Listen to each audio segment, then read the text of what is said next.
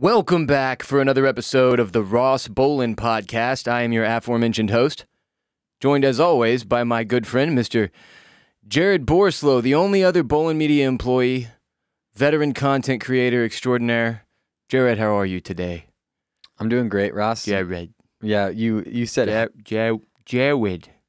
How are you today? You're going to talk to me like a little baby? Jared, let's do baby talk today. No, but how are you, dude? I'm doing pretty well. By the way, that's not how I talk to a baby. I just want to be clear. That's not how I speak to babies. Go ahead, Jared. I'm doing pretty well. That you actually made me wonder now. Why do people do baby talk to babies? Because that's not how babies talk, and that you just look stupid. I don't do that version of baby talk, though. Like, I'm not saying you. I'm saying people in general. I talk to babies do, like they're full-grown adults, minus the curse words. That I feel like that's not as good. What are you talking about, 401ks and shit? Yeah, but a lot of the time, so like I'll say like, my 401k did really well this week, and I'm like, man, that was too complex of a sentence for this 6-month-old. So I'll go, row 401k, good. And then I know they know what's happening. Why would 401k not be the thing you simplify? That's the most complex thing. Most adults don't even know anything about 401ks. You can't simplify that. Even for the adults, we don't know. Ross, after this recording, I'm going to go on the Peloton here at Bolen Media headquarters, put on my 10,000 shorts, and spank my own tight little ass as I do a workout. God, I'm excited for you. Thank you. Earlier today, I was laughing to myself, thinking about how many people in this past year have gotten stoned and then had to talk themselves out of the thought that they have COVID. Oh, my God. It has to be thousands, if not billions. Millions and millions and millions. Let's not shortchange ourselves like we did with the tobacco bong, all right? Millions and millions and millions of Americans alone have gotten stoned and then coughed or had that like tickle in their throat and been like, oh shit, do I have the COVID? Or like been eating munchies and been like, can I taste? Is this taste? Did I lose taste? Do I have the vid?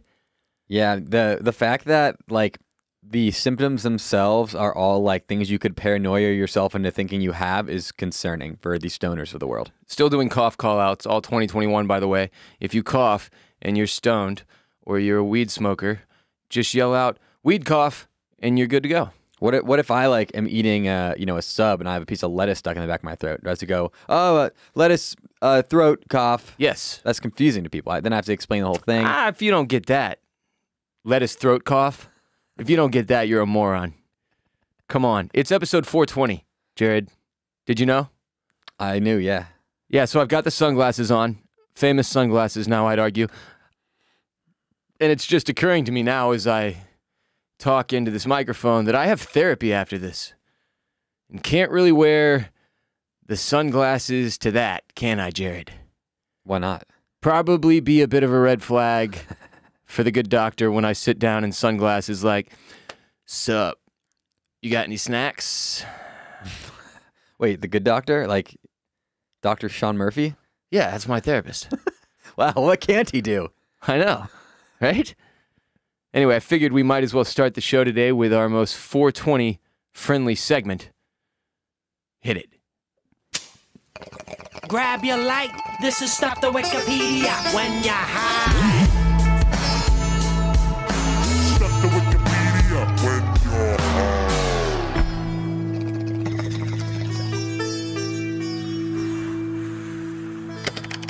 I always, like, for the video footage of the show, I always try to do, like, a joint smoking, but it's a bong noise. So then I go for the hand motion of the bong, which just looks like I'm performing oral sex on a man, is what it looks like. So today's stuff to Wikipedia when you're high is John Tyler, America's 10th president. And this is the amazing thing about it. I just said America's 10th president, okay? Mm-hmm. This man was 63 years old in the year 1853, okay? Mm-hmm. He has 2 living grandchildren. Yeah, I've heard about this, and every time I like have to do the math and think about how it's possible. So, John Tyler turned 63 in 1853 and has his son Lyon, Lyon. Didn't know that name existed back then, but sweet. Lyon was then 71 years old in 1924 when Lyon Jr. was born, and 75 in 1928 when his other son Harrison was born. Yeah, this man is potent. You're telling me he was shooting live rounds at the age of at least 74? Mm-hmm. That's what I'm telling you, yeah. This man's seed could I don't even know. Was he living the nightmare, though? Oh, probably, yeah. Like, I've got buddies in their 30s that are snipped already. This man was shooting live rounds 40 plus years after that. Yep. Yeah, not great for him. You got to think he was like, oh man, thank God I don't have to put on any more of these lambskin condoms anymore. These things feel like shit. But then, no. Wait, how old was his wife? Could that be more shocking? That age was not disclosed in what I read, which now makes me extremely suspicious. But I will note, when I got into Wikipedia here, so more on John Tyler, he was elected vice president on the 1840 Whig ticket, the famous WHIG ticket, with President William Henry Harrison. Okay, so Tyler succeeded to the presidency after Harrison's death in April 1841, only a month after the start of the new administration. Tyler became the first vice president to succeed the presidency without election. He was a stalwart supporter and advocate of states' rights, and he adopted nationalistic policies as president only when they did not infringe on the powers of the states. His unexpected rise to the presidency posed a threat to the presidential ambitions of Henry Clay and other politicians and left estranged Tyler from both political parties. When the American Civil War began in 1861, Tyler sided with the Confederacy and won election to the Confederate House of Representatives shortly before his death. His family was slave-owning, and some scholars have praised Tyler's political resolve. This is a brutal ending to a Wikipedia page, but historians have generally given his presidency a low ranking. Today, he is seldom remembered in comparison to other presidents and maintains only a limited presence in American cultural memory. Damn, that's pretty brutal. Bro, you were one of the most powerful people on earth by total accident and didn't take enough of an advantage of the position to... It's because he was probably really racist. I mean, yeah, he was on the House of Representatives for the Confederacy. How racist are his two sons that are still alive? Two grandchildren. Grandchildren, excuse me. I mean, you got to think it was passed down, right? I mean, they're probably pretty racist, yeah. Super racist. Odds the generation between them was woke seem low. Now, what's concerning for me, and I kind of feel bad about it, is like, okay, so you have this guy, right? He's president, right? But his name is John Tyler. You got to have like Grover Cleveland, Millard Fillmore, something that sets you apart. Yeah, if you're going to be one of these not memorable, random old white dudes that we had there in the first 20 presidents, like the ones you just named, you better have a fucking interesting name. John Tyler? Like, no wonder nobody remembers this guy. Yeah. Or you have to do something terrible to have your name remembered, like Andrew Jackson. Yeah, so he was racist and still not even terrible enough to be remembered. Yeah. Says a lot about him. John Tyler. That's rough. Says a lot about him, yeah. So that's today's Stuff to Wikipedia. When You're High for episode 420. John Tyler, who still has 2 living grandchildren. What are they up to? Did they ever have political involvement? What if they're just super awesome, like activists, and I've just been surmising that they were racist for no reason? Yeah, I mean, we definitely could have looked up like an interview with them. I'm sure there's plenty of them. That's too much work. This episode of RBP is brought to you by Felix Gray, the greatest glasses company in the world. 5 years ago, Felix Gray realized our eyes weren't meant to look at screens all day and designed glasses to make daily screen time more comfortable and the workday more productive. I have several pairs, the Faraday frames, the Nash frames. A couple of them are above my head here if you're watching. My newest pair are the West frames. I have a pair on my face every single night. I've been wearing glasses since I was 12 years old. These aren't just any glasses. They're special blue light glasses that protect your ojos from all the bad things screens bring. Screens, Jared, we can't live without them, but they're burning our fucking eyes out day by day, hour by hour, minute by minute, and that's where Felix Gray steps in and saves all of our fucking lives. And there are a lot of blue light glasses on the market. To lump them all together is lumping Honda Civics and Teslas together as cars. Most clear blue light lenses filter 2 to 3% of blue light from screens. Felix Gray, 15 times more. That's a lot. That's exponential. a lot more. Exponential growth. Finally, a pair of glasses designed for the 21st century. Join the over 250,000 people that report noticeable relief from screen time with their glasses. Go to felixgrayglasses.com/RBP to shop glasses that work as hard as you do. That's FELIXGRAY glasses.com/RBP. Free shipping, free exchanges, 30-day money-back guarantee. felixgrayglasses.com/RBP, felixgrayglasses.com/RBP. Congratulations, Blippi. Blippi got engaged. Wow. So just to recap, Blippi, this man went from a shock comic putting Harlem Shake videos of himself butt-ass shitting into his butt-ass friend's butt-ass to the most popular and wealthy children's entertainer actively doing it with deals with Target and best-selling books and toys and shit, to franchising himself out as a human so that he doesn't even have to show up to the live performances, to happily engaged to be married to some babe. Is he not engaged to the friend whose butt-ass he shit into? No, it's a female. Oh, okay. He and the fiance did like super cheesy by the water, waves crashing on the rocks, professional photography on the scene proposal. And 9 out of 10 of those marriages end in divorce. It's science. Yeah. But I mean, he has Blippi money, you know, because he's Blippi.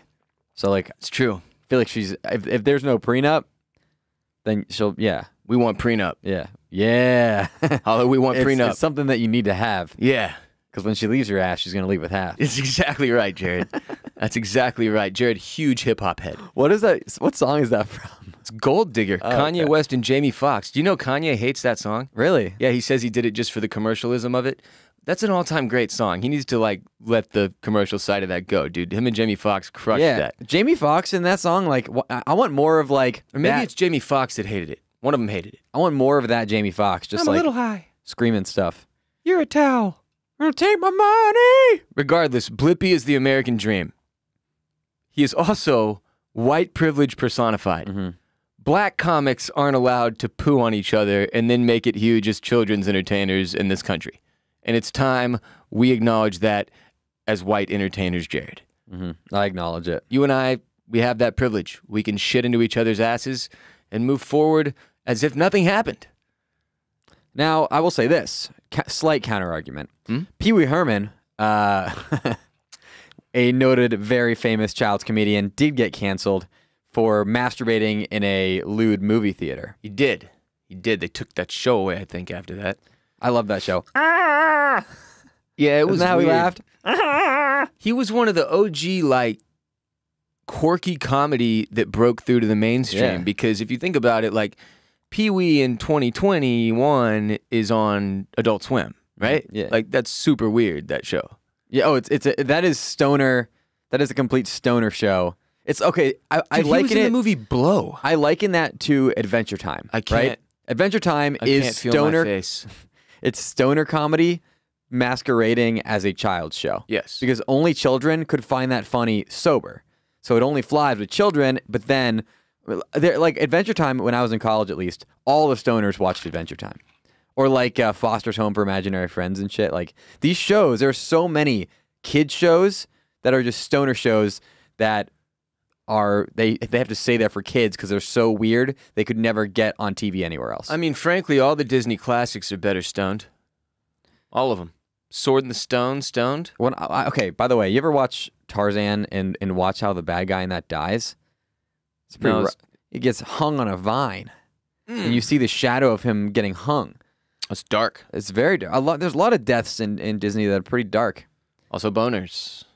There's no boners in Disney movies. Um. There's not a single boner. Oh, Jared, I beg to differ. There was a boner in the OG Little Mermaid. The priest in the wedding scene at the end of the film was sporting wood. No, he was not sporting wood. Google it. Can't wait to see this clip. It's going to be hilarious. Yeah, he's got a little boner dinghy there. And they edited it out for the modern day version. Swear to God. Wow. On God, why no did cap. why did the priest have a boner? Hundo P. Oh, 100%. Why did he have a boner? Because he went to bluechew.com and used code RBP. You know what I'm saying, Jared? Huh? Do you want to explain that joke or? Nope. Don't really want to, but I'll give you a real sponsor. This Yeah. episode of RBP is also brought to you by Cuts Clothing. Fellas, the sport of business means demanding excellence from your craft and wardrobe. Your fits need to be versatile, blending timeless style and comfort so that you look as good as you feel. For that, there's Cuts Clothing. The best t-shirts in the game. They've taken a classic, premium, men's fashion staple, the plain tee, and refined it, combining premium quality with a minimalistic aesthetic. Cut shirts, polos, their hoodies, their crew sweatshirts are all made for the man who works hard, plays hard, and never settles for less, all in the sport of business. Built for performance in the boardroom, the bar, or the gym, Cuts Clothing keeps you sharp wherever the game takes you. Take a plain tee, but make it Tony Stark. The bleeding edge of fabric technology meets the man confident enough to wear it. That's Cuts Clothing. GQ magazine calls it the only shirt worth wearing. It's a hell of a quote. That is. The perfect t-shirt. Accomplished. Entrepreneurs, mavericks, athletes, podcast hosts. Everyone loves Cuts. Y'all see me wearing them on Instagram several times a week, on Twitch as well. They're echoing GQ. It's the only shirt worth wearing. It's not just a lifestyle. It's not just clothing. It's office leisure apparel for the sport of business. This month marks the Cuts' 5th anniversary, and they're doing it big with 2 collection drops, a product launch, and a week-long special event. Join the celebration and get 15% off site-wide by going to cutsclothing.com/RBP.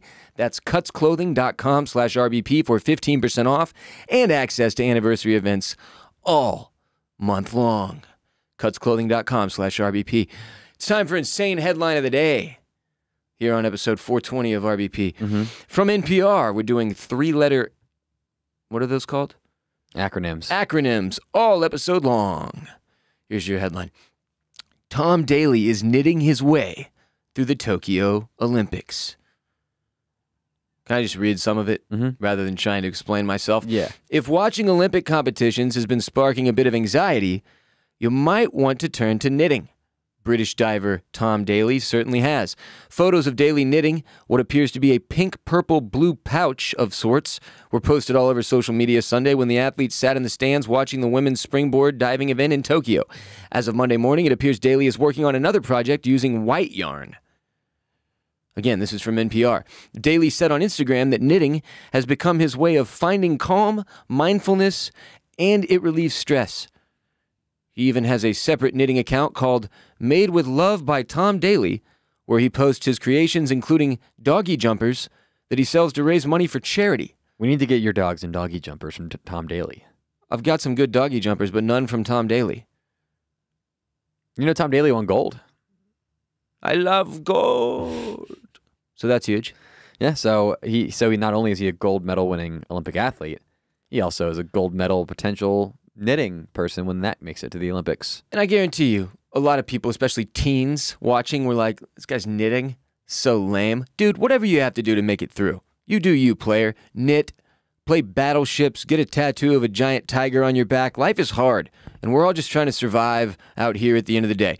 That's why I don't get giving these Olympians hell over mental health, whether or not they perform, representing their country and all that. Like, man, imagine what that is like, the experience of being an Olympian. Imagine if every day the whole world watched you do your job for even just 5 minutes. The whole world.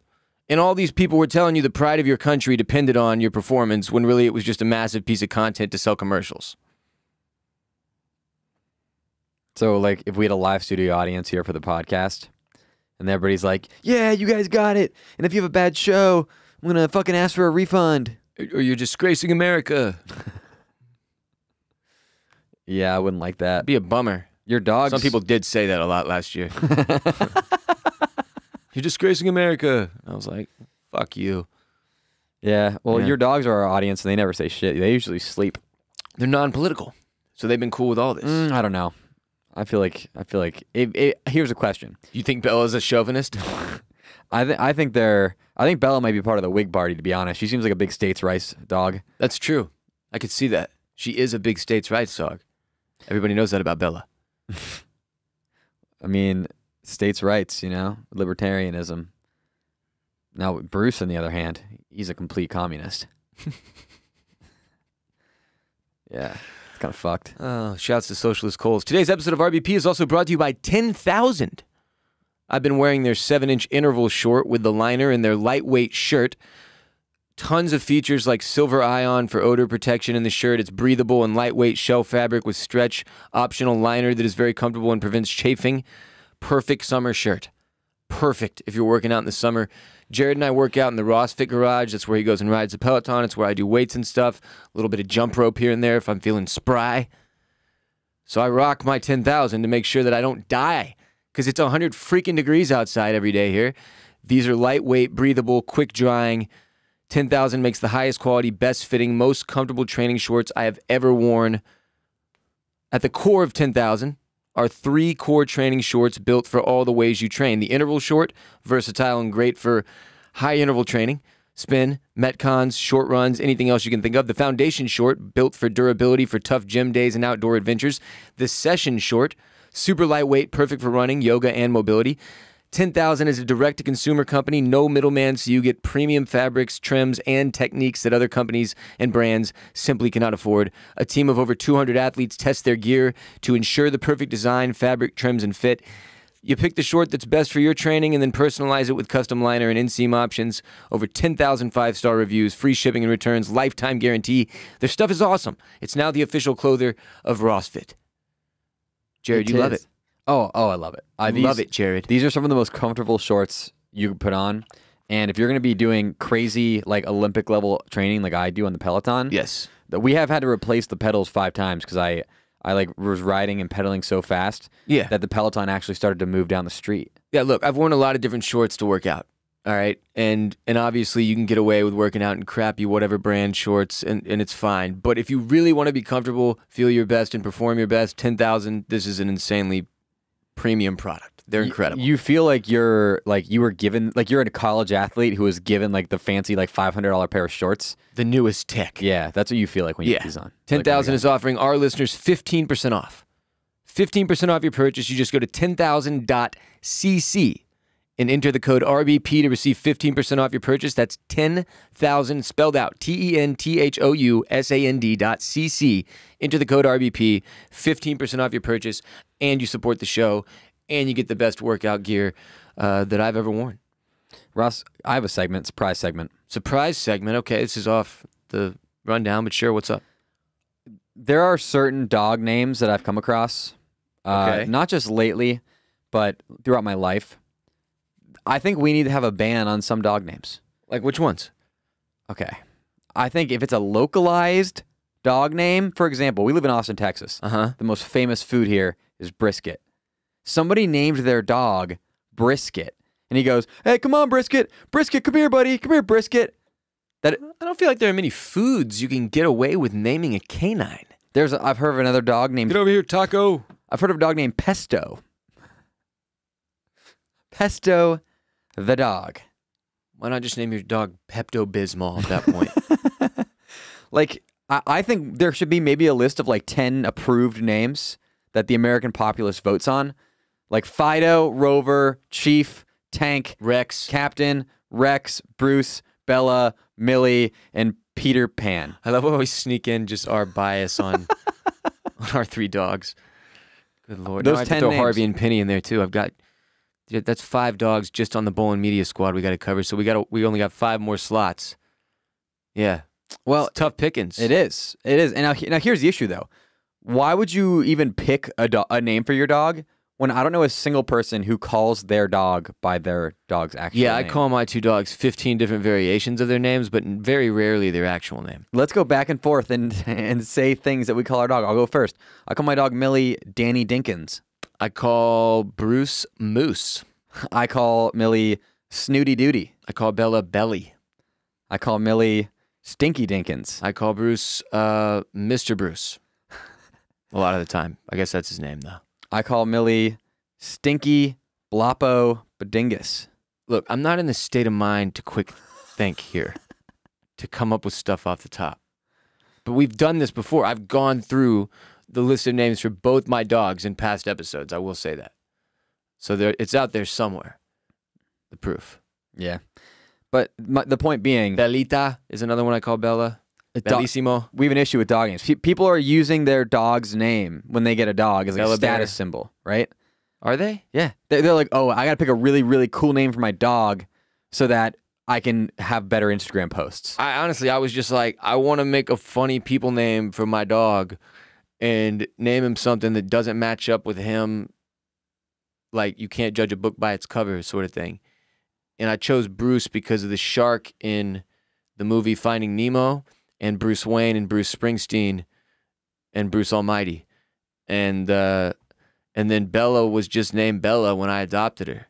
So, like, I don't know, man. They're also like brother, sister. They're also sleeping in this bed about as cute as you possibly could together with their asses touching. Very cute. It's not a double-sided dildo situation. That would be concerning. I don't know where you even purchased that. Yeah. Are you done with your surprise segment? The last thing I'll say is about my dog. I'm convinced my dog is at least 1/4 donkey. Because she kind of looks like a donkey. So I call her Donkey Hote. Like, Eeyore is one of the great characters in story history, right? In the history of stories. Eeyore, the sad donkey on Winnie the Pooh. who has a nailed-on tail. It had to hurt, you gotta think, right? He's just reeled down all the time. Eeyore's birthday. You know the conspiracy theory about Winnie the Pooh, right? The characters? What about him? Each one of the characters represents a different mental disorder. Well, Eeyore's clearly depression. Yes. And then Tigger is ADHD. The way I experience depression is different than Eeyore, though. I will say that. I don't get as, like, glummy. There's more, like, anger in mine. And I tried to put a tail in your ass the other day, and you weren't having it. Give me something to break. Yeah, and you tried to put a tail in my ass the other day, and I wasn't having it. That, too. What would Piglet be? Somebody sent us in a custom license plate today that we put in our Instagram story at the Ross Bolen Podcast Instagram. Limp Biscuit. L Bizkit. Like, at this point, you have to be out on that. You can't still be in. It's 2021.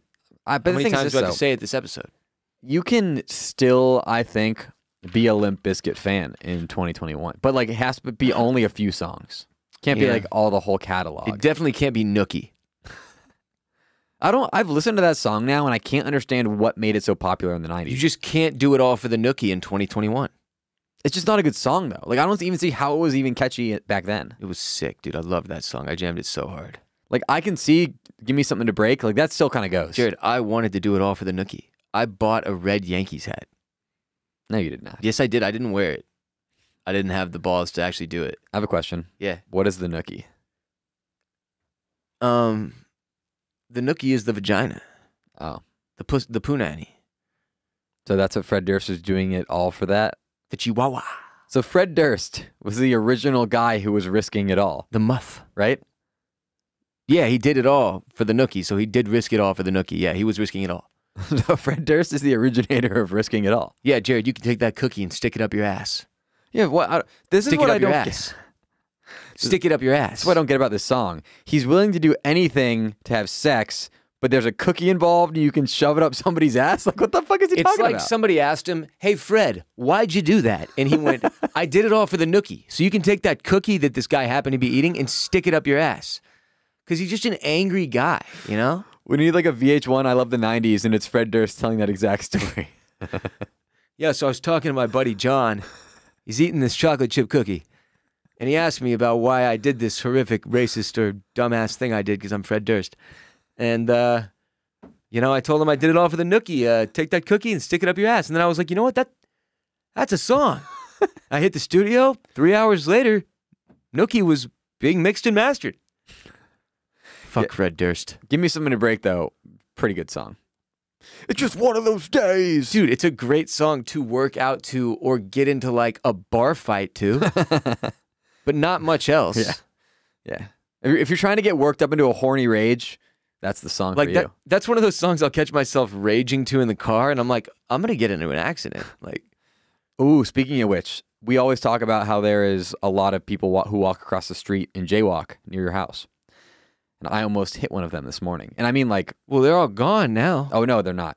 They're not. Oh, there's a few left, but that whole village is gone. The District 9 village. It was a thing where I was going up, and this light, I was probably like 50 yards back, and the light, while I was approaching, turned green. So there's all these cars that are, Ross got the water on myself. It's okay. So there's all these cars that are that are still stopped there. And I'm pulling up. It's kind of a badass move, right? Like when you are already moving and the light turns green and they're all stopped, you can go like, later, losers, and you can just kind of rip on by them because they all have to accelerate, but you're already accelerated. Yeah, you do the 50 Cent meme. Yeah. GIF, the 50 Cent gif. Exactly. And you fucking... So I was doing that and I didn't notice. I was like, wow, it's kind of like out of the corner of my eye. I'm like, how come those cars haven't moved yet? It's because there was a man jaywalking through a green light in front of the car in the lane next to me. So I'm going up at like, 30 miles an hour, and this dude, poop, like right in between me and the other car, just like stopped there. Like, luckily he saw me, because I could have had my car splattered by a guy. Imagine. Wow, great traffic story, Jared. Imagine you're driving down the street, You're jaywalking and you look to your right and there's a car and it's a guy listening to Limp Bizkit. Yeah, it's over for you then. Give me something to break, and it's just me. Yeah, he's not breaking. That's the thing. That guy's usually going to run you over if it's not Jared. I was watching The Great Gatsby last night, speaking of that. And, man, that guy had serious issues, Gatsby. Gatsby or Leo? Gatsby. He was an obsessive stalker. He did it all for the nookie. And he did it all for the nookie. Like, Gatsby had one cause and one cause only, Daisy's nookie. And he did it all. He really risked it all. The green light was, he thought a green light's the nookie. That was it. That symbolized the nookie to him. And my God, what kind of a fucking psycho. Can you imagine if I was like, I want my ex back so bad that I'm going to open up my house every weekend to strangers to come party in it, not even really enjoy it or meet anybody. Nobody knows shit about me. I'm also going to engage in nefarious, semi-illegal, quasi-mafia behavior with some dude named Kaiser Wilhelm. What the fuck is that? And, yeah, carry on. Yeah, what the fuck? What the guy needed help. And Nick Carraway didn't get him the help he needed. No, Nick Carraway's kind of an asshole. He's an enabler, is what he is. He's an enabler to a sick man that deserved better. He's the guy who, like, has the rich friend and he, like, only buddies up with them for the benefits. Nobody in history has ever been down more bad than Gatsby. And now what's sad is Nick Carraway ended up getting the nookie. It's true. From, like, some tennis player. And Gatsby got no nookie. And even, like, going further than that, Gatsby drowned in a pool. He was shot. Oh. He was shot by a mechanic. Oh. Which is even lamer than drowning in a pool somehow. I thought he drowned in a pool. Yeah, he was shot into the pool. It was a Scarface-esque situation. Oh, okay. I was going to say, what the fuck am I thinking of? Yeah. Say hello to my little friend. That was pretty good. It wasn't bad. I thought it was good. It wasn't bad. Hey, thus ends all the surprise segments. Let's get back to the regularly scheduled programming. Fuck you. I was enjoying myself. All right, trash or not trash. We got another trash or not trash picked by our lawyer. Shouts to the Rankins. It's Drake's newest Nocta Nike collab, the Hot Step Air Terra, which let me just step out on a limb and say I don't like the name. Hot Step? The Hot Step Air Terra. That's too many things. It's been a while since we talked sneakers. Need to be having our sneaker chats with more regularity. And pictures of Drake wearing his upcoming and latest Nocta Nike collab are once again unimpressive. This man, none of the shoes Drake puts out are fire. Generally, his entire style is not for me. Way too much influence from his dad in the fashion department, if you've seen how his dad dresses. Drake has weird taste, man. Why would I have seen how Drake's dad dresses? Because most people have at this point. His dad is pretty famous and dresses like Steve Harvey. Like if Steve Harvey didn't have any swag at all, which he does. Steve Harvey carries those dumbass suits. I really like Steve Harvey. I didn't like him at first, and now he's grown on me. He is so funny. Well, I feel like, you know, losing some of the dudes we lost kind of enabled Steve Harvey to, like, we kind of have to appreciate him more at this point. It's true. We lost a lot of black comics in his age range, man. It's fucked up. Shouts to the GOATs like Bernie Mac. Richard Pryor. Not the same age range. But I was watching a thing about Richard Pryor the other day and how he was like, he was so good. This man lit himself on fire, smoking crack, and then went out and did a bit about that experience. Like, that's how funny he was. And then didn't he have a bunch of panic attacks that, like, ended his career? I think he had some mental health issues, yeah. It's sad. Anyway, this shoe sucks. Drake needs to just stop. None of this is translating. The ovos aren't touching my feet. Kanye has a clear style and taste that works with footwear. Travis Scott found his own sort of Virgil-esque wave, but Drake is just a turd out there. And he's making dad shoes for dads who get their computer taken away by the FBI. This is pedo fashion. Like, certified lover boy needs to stay away from the sneakers and Millie Bobby Brown. I'm just making jokes here, which makes all of these comical innuendos admissible in court. Drake's team, I'm talking to you. Allegedly. Allegedly. So I haven't seen the shoes yet. They're pretty bad. You're saying? Just every one he's put out is not even worth like going and looking at. I'm gonna make a counterpoint. You're currently wearing what I would call the Kanye dad shoes, and I could see a pedophile wearing those. As a matter of fact, pedophiles can't afford these though. As a matter of fact, I might be seeing a pedophile wear them right now. The Drakes are 150. How dare you? How dare you, Jared? No, you're. I will say you rock those better than anybody. That's your offset for the pedophile joke? Hey, you know what? Actually, they look better on you than anybody else I've seen. Jeez. Jared, it's the 3-year anniversary of my selecting the fantasy football draft order for a league of RBP listeners. This is the 3rd consecutive year. Someone randomly DMs me on Twitter a list of the names of people in the league, okay? It's not even the same dude DMing me every year. And every year, I don't respond with anything else except the list of names in a random order. So like the list he sent me, I make a random order, knowing absolutely nothing about these dudes, who won the league last year, any of the interleague drama. I'm just an agent of chaos, spraying names with no accountability or consequences for my carelessness, but they keep coming back for more.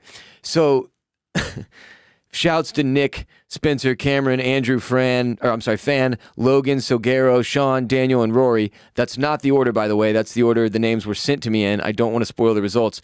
But I basically go through and pick, like, just based on how I feel about that name in the moment. And I usually get pretty ripped beforehand so that it's like a real deep thought process. And I take about 10 minutes and I pick an order and then I send them back. I feel like they'd want to know your thought process. It really is. Like, I'll sit there, I'll be like, all right, Cameron, like, what do I think that dude might be like for a second? And then I'm like, all right, here's what I'm going to put him. And that's how I slot each person. It's ridiculous. Well, it's just as an example, what do you think Cameron would be like as a person? His name's Cameron. I think he's a BMX guy. He likes BMX on the side a little bit. Plays shooty hoops with his friends. Call of Duty. He's a year away from graduating with a business degree from Arkansas. See, I don't get those vibes at all. I get like data scientist from Duke. Okay. No, not Duke. Emory in Atlanta. Fair enough. Cameron. Shouts to Emory Jones. Shouts to one of our listeners, Andrew, who endured a pretty shitty injury recently. Heal up quickly and stay safe, player. Also, I wanted to quickly speak on people who DM, email, people who ask us questions about medication when it comes to mental health. Jared and I are not doctors, and as such, we can't give medical advice. All I can do is speak to my personal experience with medications, and even I will tell you they vary greatly. Different results for different people. Person to person. And you need to find a good doctor you trust, or two, to properly handle mental health medications, in my opinion. That's one thing I will say. And one of the two needs to be a psychiatrist. Okay? So I know a lot of y'all DM and maybe you don't get a response, or you get kind of a generic response that doesn't exactly give you the specifications that you were looking for. Yeah, we can't. It's also just ethically, morally, not really a thing we're going to do. So appreciate y'all. And I do, obviously want to help in any way that I can. But when it comes to medication stuff, I can't really speak to that directly, only my own experience with it. So I try to share that as much as I can. Weaning off of SSRIs has been a living hell. Continues to kind of be a week-to-week thing for me. Speaking of which, on patreon.com/Ross Bolen podcast, I've been doing mental health minisodes. You get 2 a month if you're in the Enforcer or OG tier. And during those minisodes, I tend to speak a little bit about how things are going for me, too, if you're looking for more of that. You'll also get columns on Patreon. 6 of them a month. Mental health minisodes, ad-free every Friday. Every Friday, there's a 3rd episode of RBP that comes out. It's brand new, never heard before, exclusively on patreon.com/Ross Bolen podcast. It is ad-free and brought to you directly by your own support. You pledging a minimum $5 a month to support the show, the podcast, and Bolen Media on patreon.com/Ross Bolen podcast, where, again, every Friday you get an ad-free episode, 2 mental health minisodes a month, 6 columns a month. Merch will be available on Patreon in late 2021. Eyeballs emoji, mate. We have a lot we're working on. Busting ass all day, every day here at Bolen Media, which is just Jared and I at this point, and my girlfriend, like, helping out of the kindness of her heart. And we need your support. if you're able to give it by using our sponsor codes and URLs. Buying from our sponsors with our codes and URLs is huge for the show. That keeps our sponsors coming back, and we try to bring y'all sponsors that Jared and I genuinely love and love working with and love their products and think you will too. So when you use those codes and hit the URLs, it really does help to keep them supporting the show so that we can do the show. That's the business. So the other way you can support us is obviously directly on patreon.com/Ross Bolen podcast for additional ad-free content every month.